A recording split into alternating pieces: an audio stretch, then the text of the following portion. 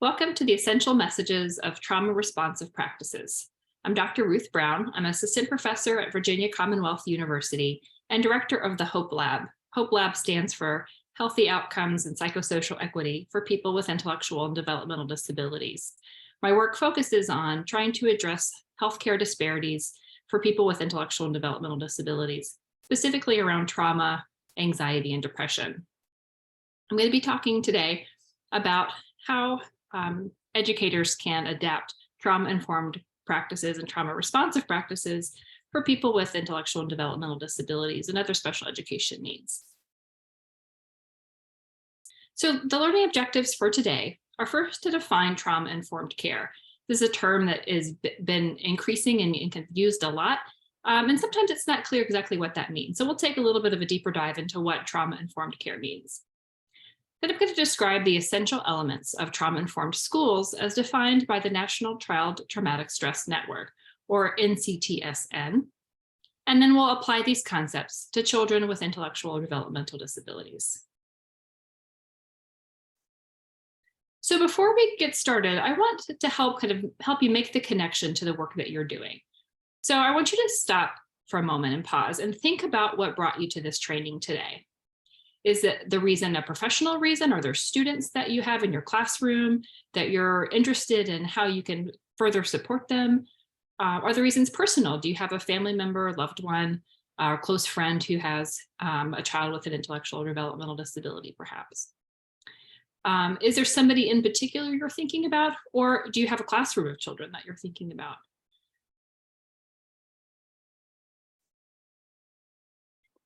So if you have a piece of paper in front of you, take a minute to just write down a few words to describe what connects you to this work and what would you like to learn more about? What in the program description caught your attention, or what do you think would help you to be able to improve and expand the supports that you provide to the children in your classroom or in your school?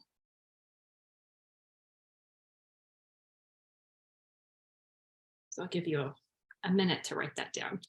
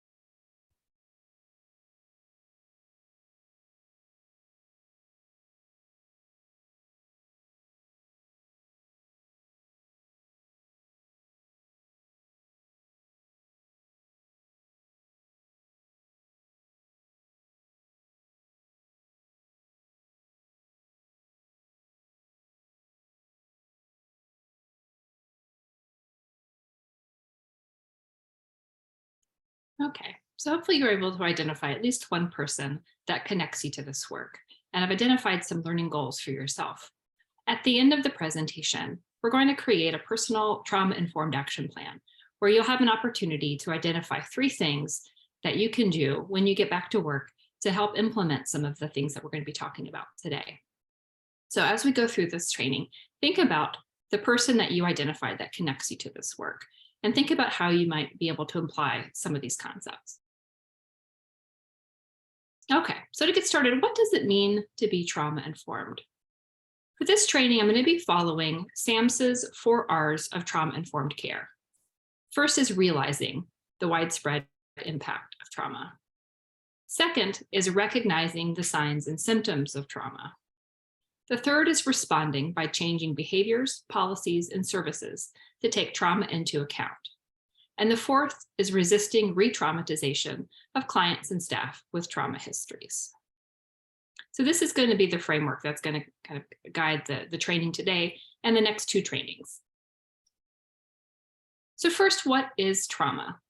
Trauma is an emotional reaction, not necessarily an event, because different events affect people differently. So the trauma is actually the emotional reaction to an event that's perceived as threatening to the person's life, safety, or body that overwhelms the person's ability to cope.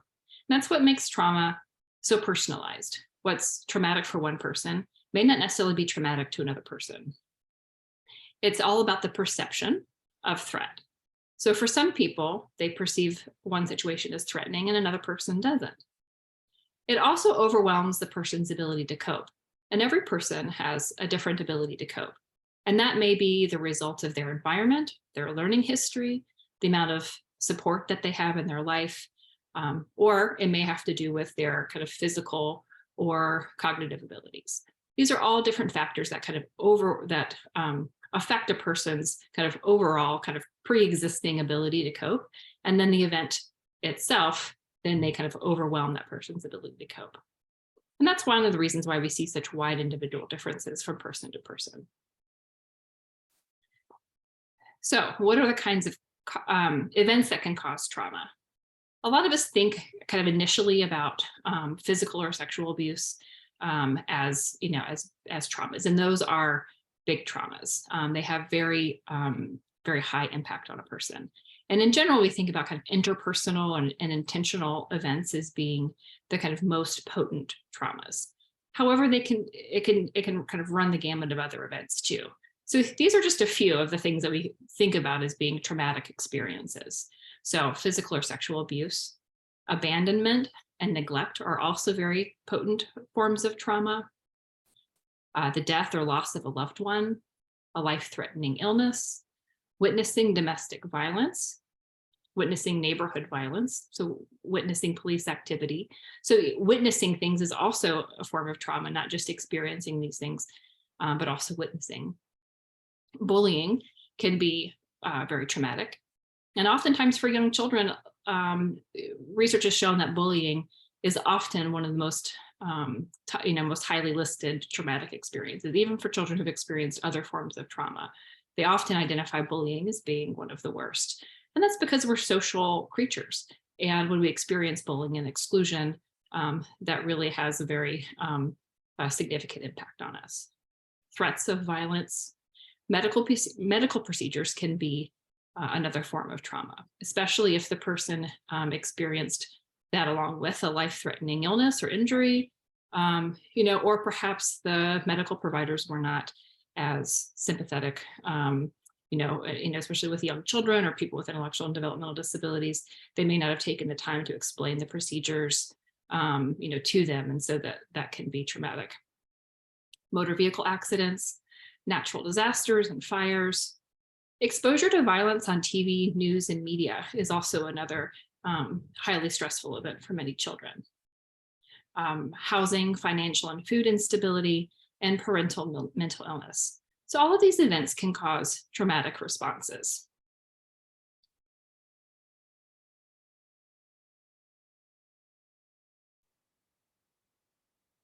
So let's talk about what some of the effects of trauma are. There's a wide range of trauma-related kind of psychiatric or psychological disorders that a mental health professional might diagnose. But the thing that's kind of common among those, and even for somebody who doesn't have a diagnosable mental disorder as a result of trauma, may have significant levels of these symptoms. And those can include distressing and intrusive thoughts. That could be, having frequent reminders of the event itself, kind of memories, dreams, that sort of thing. Difficulty regulating emotions. And then this can come in a lot of different flavors. So one is intense emotions, having extreme outbursts, easily crying, just kind of dysregulated emotions, as well as blunted emotions. For some people who experience trauma, they report feeling a lack of emotion and having difficulty kind of accessing. They may feel kind of robotic or dead inside is how some people describe it. So it can be kind of at either end of the continuum. Hyperarousal, so just being keyed up and on edge, easily startled, being sensitive to touch is another common symptom of post-traumatic stress. And difficulty trusting others. People, especially young children who've experienced trauma or neglect or abuse early on, can really have a lot of difficulty forming trusting relationships with peers or adults. And that can be very pervasive. That can influence the learning environment as well. So trauma's impact on learning can affect everyone, everyone in the classroom, in addition to the child themselves. And so this can look like in the classroom setting, kind of like a lot of different ways. So one is difficulty focusing. The child is having intrusive memories of the trauma or fears and worries, can make it very hard to focus on their schoolwork and make it difficult for them to learn. They may also, because of that dysregulated emotions, have difficulty kind of tolerating frustration. And when they encounter difficult learning material, that emotion, may kind of rise suddenly and lead to difficulty with continuing their learning as well. Or it may result in disruptive behavior or their peer relationship problems or relationship problems with their teachers, partly because of that emotion regulation piece. Developing social skills, presents us with a lot of challenges. And if we don't have those emotion regulation skills, it's going to be hard to regulate those feelings and get along with peers or with teachers as well. And so that can manifest as disruptive behavior. And this affects the learning environment. And this is one of the reasons why trauma has become such an important topic in schools, is because it impacts the child's learning and the classroom learning environment. And the more that we can help to address this underlying trauma, we can address some of these disruptive behaviors and learning outcomes as well. So in terms of trauma-informed care and what that looks like, we tend to think about 3 levels of trauma services. And so the first is trauma-informed. This is a kind of a universal intervention. It's there to support everybody. Anybody who has a trauma, if you don't have a trauma, it's going to be beneficial to everyone. It focuses on empowerment and safety and choice. And if you remember that a trauma at its core is about an event that threatens a person and overwhelms their ability to cope, really at its core is an intense loss of control. And so by having safety and choice, then we're able to kind of reestablish that person's sense of control and sense of safety. And that's really, really important, that we can't kind of support a person and move beyond the trauma if they don't have a sense of safety and control in their life. Then trauma sensitive are interventions that are kind of secondary interventions. And these are designed to address more specifically a person who has experienced a trauma. And this is more kind of targeted interventions, by assessing symptoms, assessing traumatic exposures, and making, more individualized modifications to services. And then finally, there's the trauma-specific interventions. And this is a tertiary intervention. It's the application of evidence-based treatments and services for somebody who is experiencing traumatic and trauma symptoms, more serious trauma symptoms where they need more intensive services. And so this probably looks a lot like the multi-tiered systems of support that are more commonly used in schools. So this bottom layer focuses on safe environments and universally healthy students. So this is that kind of trauma-informed universal precaution that benefits everybody. The second tier then are for a smaller subset of students who have experienced trauma or staff. Then these are kind of early intervention for at-risk students. And then we have our intensive supports at the top for the kind of smaller subset of children who are really having difficulty, or staff who are really having difficulty with trauma histories, and applying more intensive services. So we're going to be talking mostly about in this session kind of this more kind of universal interventions, this bottom layer, with a few suggestions for this middle layer. And then in the subsequent sessions, then we're going to be talking a little bit more about these kind of interventions for children who are expressing more trauma-related symptoms and how to be more responsive to them in the moment. So for the remainder of this session, we're going to follow the National Child Traumatic Stress Network's essential elements of trauma-informed school systems. And so there are 10 essential elements. First is identifying and assessing traumatic stress. Second is addressing and treating traumatic stress. Third is teaching trauma education and awareness. 4 is having partnerships with students and families. 5th is creating a trauma-informed learning environment. 6th is being culturally responsive. 7 is integrating emergency management and crisis response. 8 is understanding and addressing staff self-care and secondary traumatic stress. 9 is evaluating and revising school discipline policies and practices. And 10 is collaborating across systems and establishing community partnerships. And what we'll be doing now is going through each of these 10 essential elements, and talking about it, and then talking specifically about how this may apply to students who have intellectual developmental disabilities. So why do we need a special focus on children with intellectual and developmental disabilities? It's because compared to typically developing peers, children with intellectual and developmental disabilities have an increased prevalence of trauma and stress. Research suggests that these rates are 2 to 7 times as high or higher than typically developing peers. So chances are there are children in your class who've experienced some form of trauma. Trauma symptoms may look different or may be harder to identify in children with intellectual and developmental disabilities. They may have greater difficulty verbalizing what happened to them. The symptoms may exhibit as behavioral or conduct problems, and they may have increased sensitivity or reactivity to the traumas, in part because of differences in the way that they communicate or physical differences.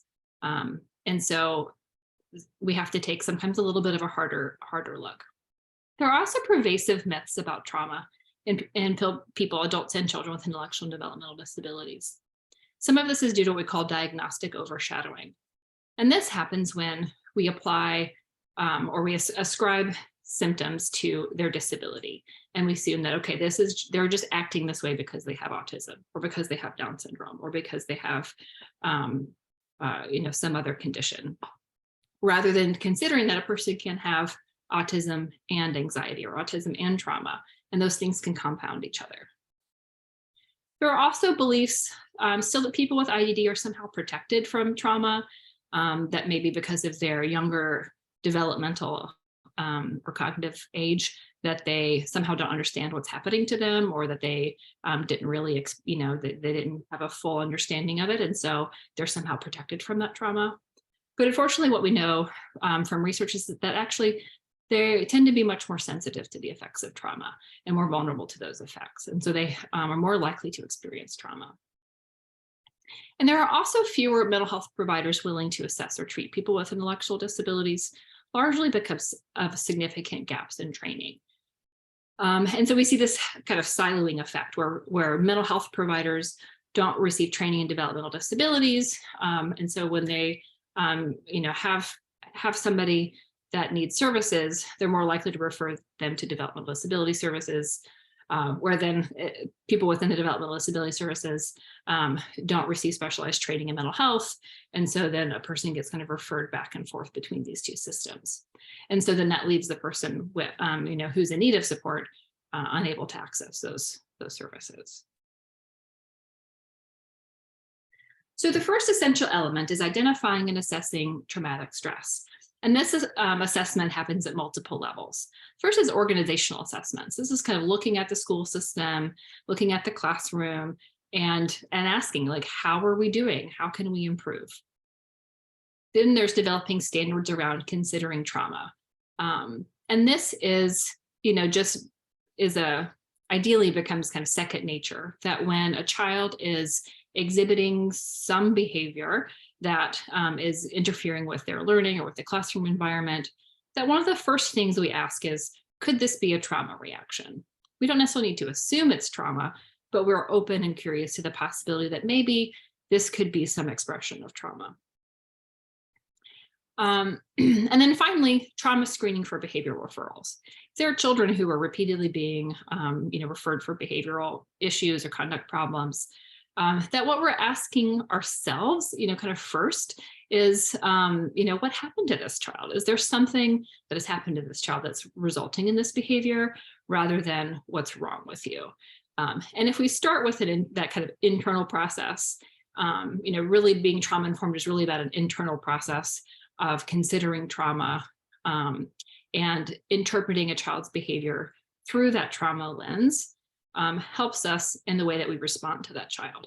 If we're coming to a child, if a child's having behavioral problems and our first reaction is what's wrong with you, then that's going to put us in an adversarial position. But if instead we're more sensitive to that and are thinking, what happened to you? What do you need right now to feel safe and in control? Then that helps us to be able to respond in a much more effective way. So for children with intellectual and developmental disabilities, how this essential element might look a little bit differently, or how we can adapt it and make sure that children with IDD are being included, is to ensure that any organizational assessments that are being done, whether at the school level, the system level, in regards to the application of trauma-informed care, that we're ensuring that children in special education classrooms or children receiving special education services are included in those assessments. We should also consider a broader definition of trauma for a person with intellectual and developmental disabilities. We talked before about the kind of definition of trauma, that it's a perception of threat or of loss, and that it overwhelms the person's ability to cope. And so some research suggests that people with intellectual disabilities and other developmental disabilities may experience kind of mild, what other people would consider milder events as being more traumatic.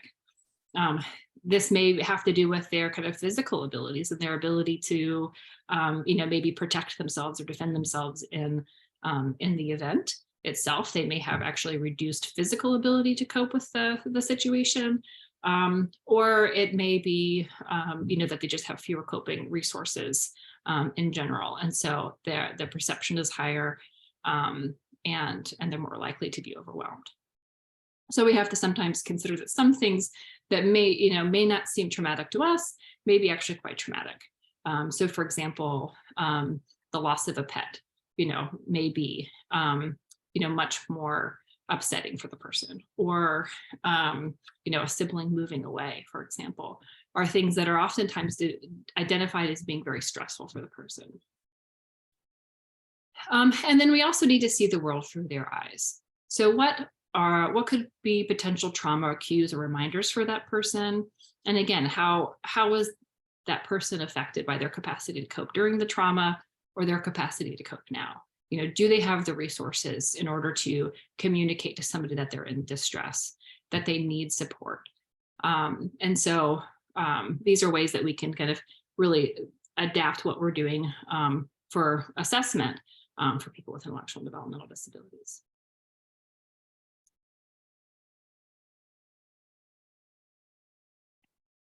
We can also make sure that we have trauma-informed IEP and 504 plan and goals. Some of the kind of easiest things that we can do, and that is making sure that there are considerations for safety and predictability in their goals. If they have a heightened sense of threat, how can we help them to feel more safe? How can we make sure that we have routines? If there are going to be changes to their routines because of pep rallies or school programs or drills, for example, fire drills, active shooter drills, all those things can be very upsetting and distressing for students. It can disrupt their routines, which are really important for them.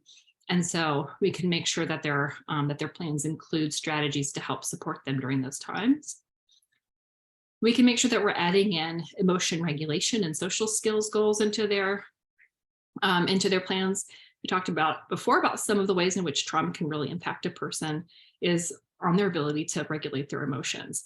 And we need to make sure that that's a goal for them, that they learn how to cope with those, upsetting physical responses, that they have a menu of coping strategies that they can use, and that they're being supported in social skills development too. One of the most potent protective factors for trauma, and that helps a person to recover after trauma, is having social support. And so if we can help a person develop good social skills so that they can develop a social network, we can really help to support their recovery after trauma.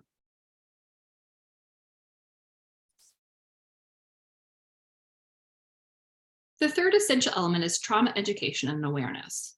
So we need to make sure that there are professional development opportunities for all staff, in the school around being aware of trauma, understanding how trauma affects people. So we need to make sure that paraprofessionals who support students with IDD are included in these trainings as well.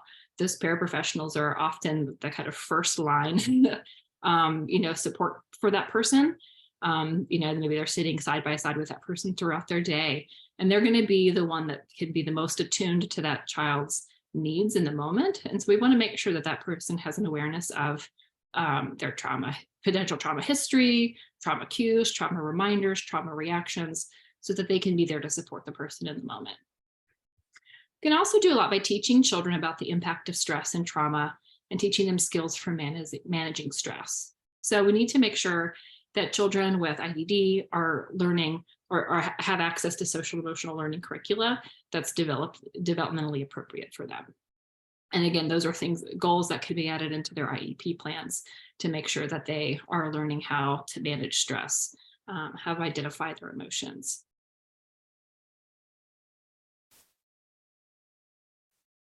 The fourth element is partnership with students and families. And so that's building a collaborative relationship with children and their families with a focus on trust and two-way communication. So part of that is recognizing that parents may have also experienced trauma. They may have their own childhood trauma histories. They may struggle with mental illness. They may struggle with food insecurity and housing. They may have also experienced stress and trauma that's associated with the child's disability. And so that parent is going to have hopes and fears and concerns for their child. They may have had to really fight for their child to be to kind of get all of the services that they need, and they may be worn down and exhausted. If their child has experienced a trauma, they may feel like they have in some way failed to protect their child. And so the parent may kind of come into that relationship and that experience with a whole host of fears and concerns. And so we want to make sure that we're kind of honoring that and supporting them in that experience as well. Families are also a really important source of information, about what's happened to the child, for example. So they may be able to share with you, if there's that collaborative, trusting relationship, the parent may feel more comfortable kind of coming to a teacher or a school administrator, for example, and sharing what's going on with them and what supports that they may need. And when there's that collaborative relationship, and that allows the schools to help them then maybe access services, social services, mental health services, for example, food. And so we can be open. It's important that really should be open and inquire about trauma. We don't want to assume that trauma is necessarily, at play, because the parents may also feel very defensive and feel like they're being, kind of accused of something because their child is, experiencing behavioral problems, for example. So we want to be open, and we want to open the door. We want to build a trusting relationship with the parents so that we've got that good collaborative relationship.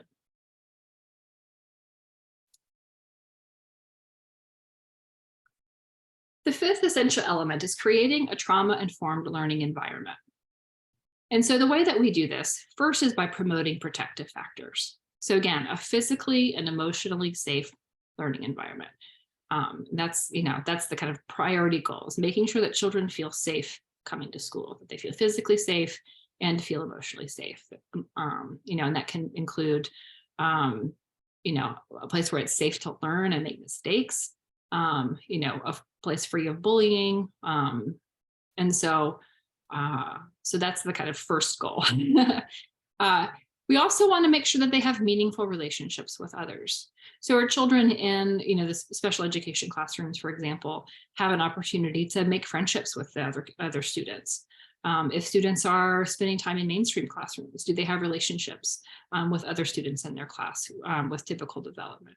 Many schools have kind of buddy programs, for example, that help to pair typically developing students with children with intellectual and developmental disabilities to support, their inclusion in the classroom, to help protect them from bullying, to give them a sense of identity and community inclusion.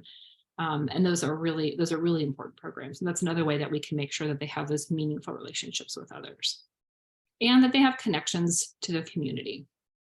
People who feel a connection to the community are much more resilient, have greater access to resources, And this is another role that schools can play in helping to make sure that students in special education environments have connections to the community. Another way that we can help to create a trauma-informed learning environment is by teaching social and emotional skills and wellness. We talked about this a little bit in the earlier slide. A lot of these things are related, and so you'll see some of these come up again and again, but it applies to multiple places. It serves multiple purposes. So teaching social skills, social problem solving, bullying prevention, suicide prevention are all critical aspects of creating a trauma-informed learning environment.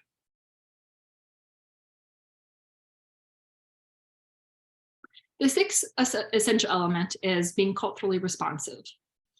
And so that's recognizing that there are cultural differences associated with race, ethnicity, religion, language, gender. There are many other kind of forms of culture. Those are the kind of the big ones that we tend to think of. And so in order to kind of be kind of both culturally and trauma informed and responsive, we have to think about how culture and trauma interact. And so culture really shapes a lot of things that we take for granted.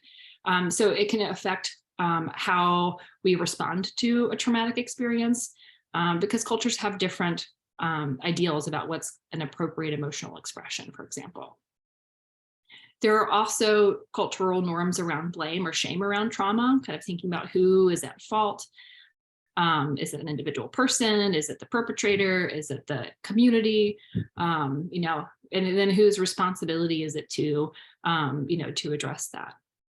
Culture can also affect how we disclose trauma, through ideas of who is it okay to talk to about the trauma. And it can also impact help-seeking behaviors. Who can we go to for help? Are we supposed to handle this on our own? Are we supposed to handle this within our community? Can we talk to doctors? Can we talk to teachers? All of those things are kind of culturally shaped. There are also disability cultures too, and that's an important kind of layer of culture to think about for students who have intellectual and developmental disabilities. So people with disabilities have a long history of discrimination, marginalization, and exploitation.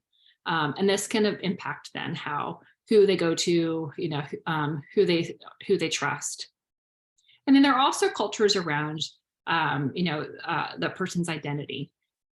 So one is identity first. It's kind of an identity first perspective. And so a person really identifies with their disability and sees their disability as part of who they are. They see it as not something to be ashamed of, but something to be kind of proud of and an integral part of them. And so a person like this may prefer, for example, to be called an autistic person because they see, they really identify with that and have a point of pride in that. And that's important to respect, that if that's how a person prefers to be identified, we respect their culture. And one way that we can do that is using the language that they prefer. Another is person first. And so for people who adopt a person first perspective, they may choose to they want to be called a person with autism, for example, or a person with a disability, because they see according to their own way of seeing the world, they see the disability as being secondary to who they are, that it's just another characteristic and their feature of them, but it doesn't define them. And so that person may prefer person first language. A lot of professions, so psychology, for example, our kind of professional standards recommend kind of defaulting to person first perspectives, but we certainly want to respect a person's choice. And if they prefer identity first language, then that's what we use. And it's okay to have that conversation with the person or with their family about how they prefer to call themselves, and they probably will appreciate the question.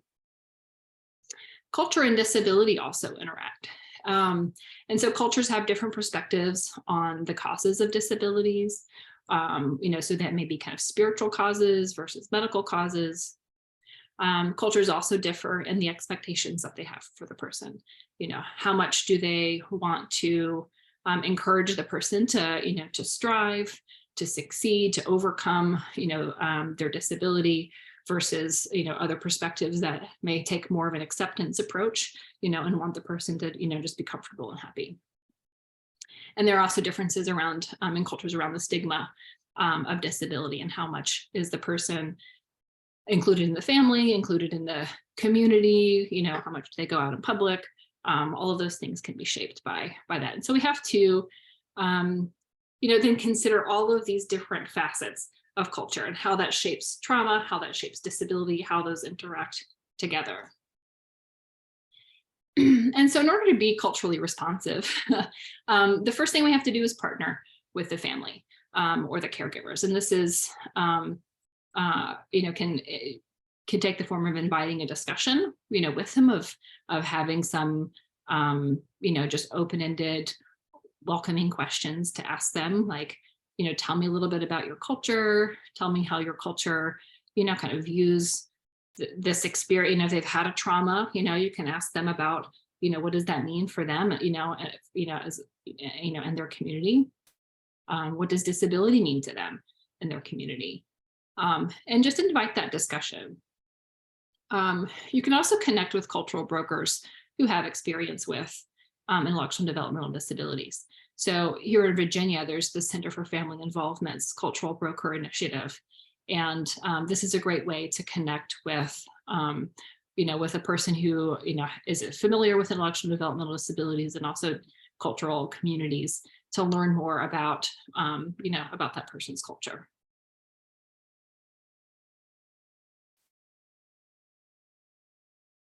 The seventh essential element is integrating emergency management and crisis response. So the first step of this is having clear emergency plans, and making sure that children in the special education classrooms, for example, kind of that have a clear plan where they're supposed to go in the case of a fire or other emergency. That drills that are carried out minimize trauma. That unfortunately we live in an age where we have to have drills like active shooter drills. The reality is these can be extremely upsetting and traumatic to students. And so, the events themselves are traumatic, but the drills themselves can be very scary to students. And so we have to really be thoughtful about, are we doing this in a way that can both teach them what they need to know so that they're prepared in the kind of worst case scenario, but we don't want to do it in such a way that they are traumatized by the very drill themselves. So we also want to think about for students who might have a trauma history, how is that going to impact them? And can we, give them some advanced notice? Can we talk with them about what they need? Can we provide them with some additional supports? For children who have, sensory needs and, alarms are going off and people are running around and the routine has been disrupted, that may be upsetting. For children with mobility needs, they may have an increased sense of vulnerability, that if it's, they can't get to safety quickly, that can be that can increase the level of threat. And then for recovery services, so if the worst case scenario does happen, what sorts of resources are available to support the students and the staff in the aftermath. So having trained professionals, grief support, psychological first aid is an approach that is evidence-based to help support people in the aftermath, the kind of initial aftermath of trauma. We need to make sure that those services are offered to students with intellectual and developmental disabilities as well. I had a friend who had a disability tell me about some memories from being in school, and that when students, there were several student deaths during the school year, and that when students who were, kind of in the general education classrooms died, the whole school would have this outpouring and there would be school assemblies and, grief support and that. But then when a student in a special education classroom died, there was not the same, services and outpouring. It was just almost ignored. And so we really need to make sure that students who are in those classrooms are also getting the supports that they need as well, because, we're communicating to them that their lives matter and that their, safety and their well-being matters as well.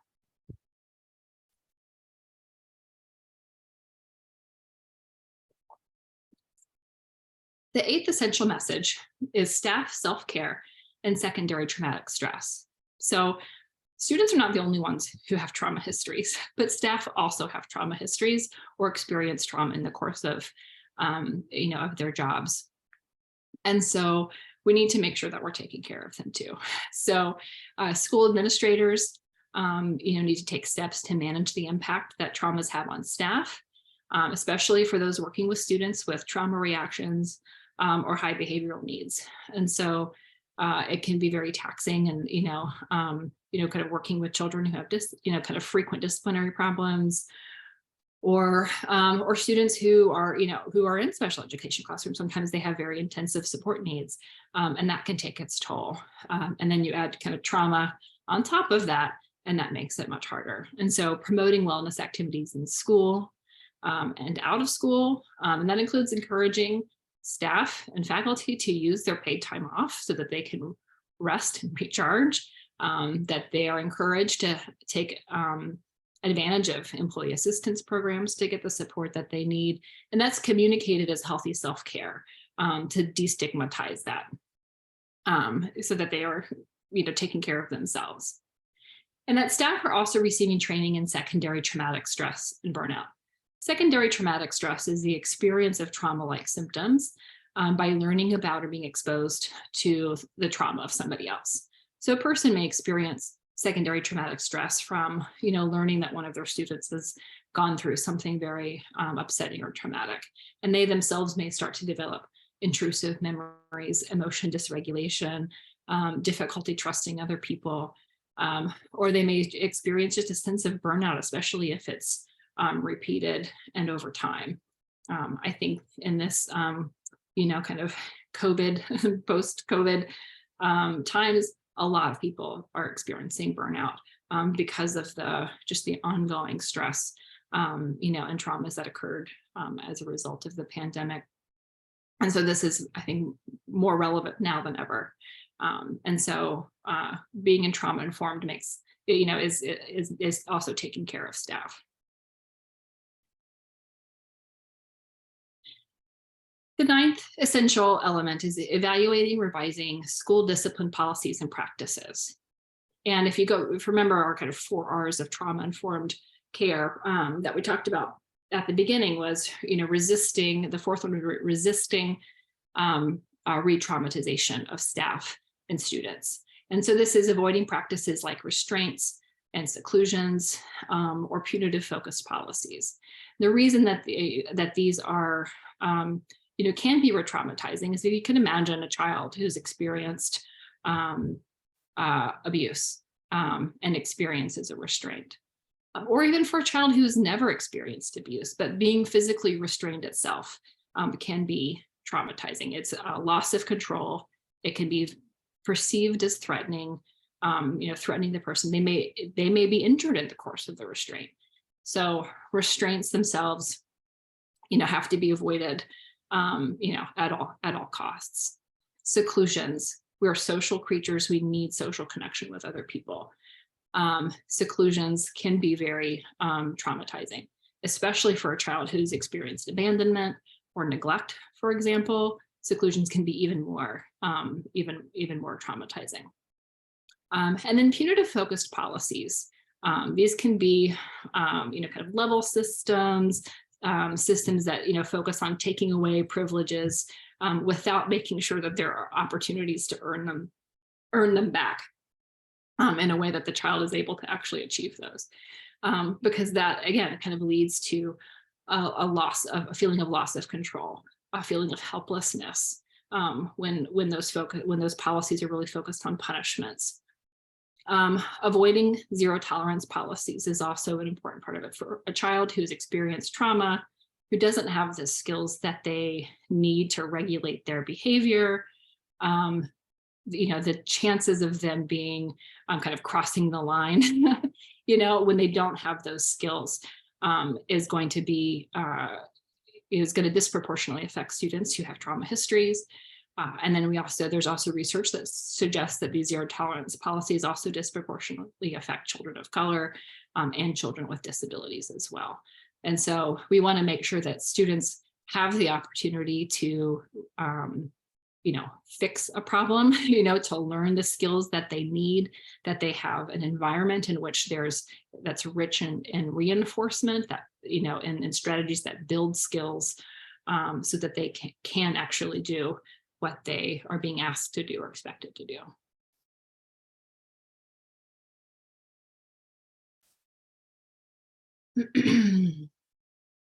So kind of continuing along the same theme, we want to make sure that we're offering trauma-informed interventions for students who have frequent behavioral referrals.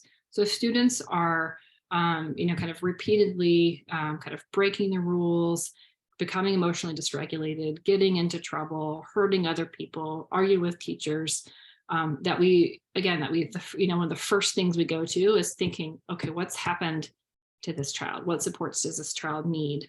And look into getting them some more of that tertiary level of interventions, of trauma-informed interventions. We want, if functional analyses are being used, like applied behavioral analysis or other kind of behavioral approaches, that those are trauma-informed, that we are considering the ways in which trauma cues or trauma reminders may be impacting the student's behavior.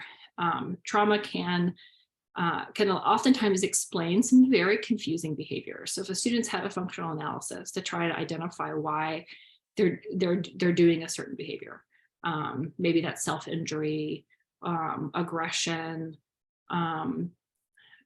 shutting down. If we take a trauma-informed lens, oftentimes that explains it, because there's something that's happening that's internal, a trauma reminder, a sound in the classroom, a smell, a physical sensation, sometimes pain for somebody who's experienced, medical trauma or physical abuse. Things like an upset stomach or stomach pains or menstrual cramps can be internal trauma cues.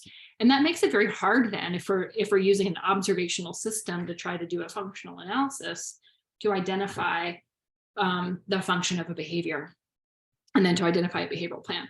Oftentimes, if we take a trauma-informed approach and really think about what has this child experienced, what was that experience like for them, kind of given their history, given their abilities, given their environment, given their support network, what was it like for them? What could be things that might be triggering them? And so we want to make sure that that is a part of that analysis. We want to really, really focus on positive behavioral supports, focusing on reinforcing the expected behaviors, focused on making sure that the child has choice and is able to engage in behaviors that are meaningful to them, that they feel respected. And so we really want to emphasize positive behavioral supports. And also restorative justice practices. So if a child gets upset, and throws the tables in the classroom, that once they have calmed down, once they've been supported and kind of returning back to a state of calm, that they help to fix what happened. And so maybe they help to put the tables and chairs back, or they have some strategy of helping to fix or repair damage that may have been done. Or if they get into an argument with a friend, that they help to do something nice for that friend or reestablish trust. Because that's really important part of being connected to the community, that when we do something wrong, we have the opportunity to fix it. That helps to reestablish that connection. And again, that social support and community connection is so important for recovering from trauma. And so we want to make sure that they're having the opportunity to do that, and then they get the kind of good feeling, the reinforcing feeling of connecting with another person.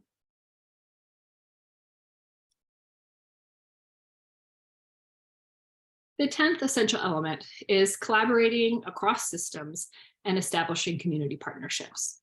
And so this may take the effect of, or the form of resource mapping, where the school, the classroom, the system develops relationships with services in the community, so that there's a referral network, opportunities to strengthen individual and family protective factors, helping to get students connected with organizations in their community that may provide respite services for the parents, may provide social opportunities for the child. Maybe there are robotics groups or crafting clubs or, the Parks and Recreation services, for example, that you have ways of referring families to those kinds of services to help strengthen the family unit and a child.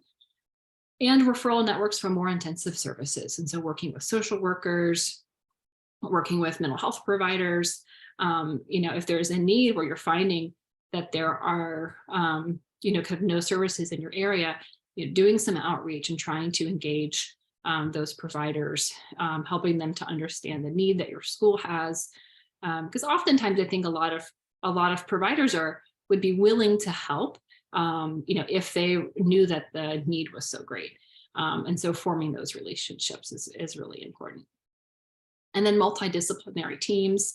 IEPs are often, by nature, multidisciplinary, but really making sure that everybody's at the table who needs to be at the table, that there are adequate supports in place. And so including teachers, paraprofessionals, OT, PT, psychology, speech and language, social workers, administrators, if everybody is involved in that child's plan, and interventions are being implemented, across all of these and working together. So for example, OT services can help with a lot of emotion regulation skills, for example, speech and language, as well, psychology. And so we can do a lot to engage across these professions so that the child is getting multiple opportunities to learn throughout their day, kind of across these services, these trauma-informed skills.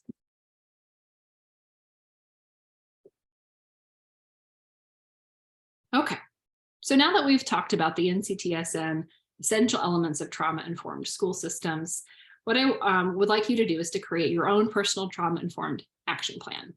So we provided a handout along with this webcast, and that handout is an opportunity for you to identify at least 3 ways that you can implement these strategies.